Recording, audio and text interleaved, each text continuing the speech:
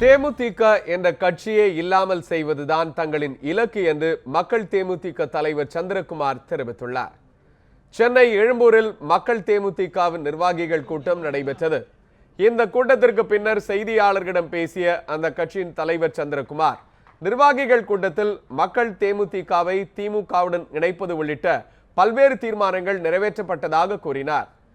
அடுத்த சட்டப்பேரவை தேர்தலில் தேமுதிக என்ற கட்சியையே இல்லாமல் செய்வதுதான் தங்களின் இலக்கு என்று கூறிய சந்திரகுமார், அதிமுக ஆட்சிக்கு வர உதவுவதற்காகவே விஜயகாந்த் மக்கள் நல கூட்டணியை அமைத்ததாகவும் அவர் குற்றம் சாட்டினார். மக்கள் தேமுதிக திமுக தலைவர் கருணாநிதி முன்னிலையில் திமுகவுடன் இணைக்கப்படும் என்றும் அவர் கூறினார். இருக்கிற தேமுதிக நிர்வாகிகளை சந்திக்க போகின்றோம். ஏற்கனவே இடத்தில் தொடர்பில் இருக்கிறார்கள்.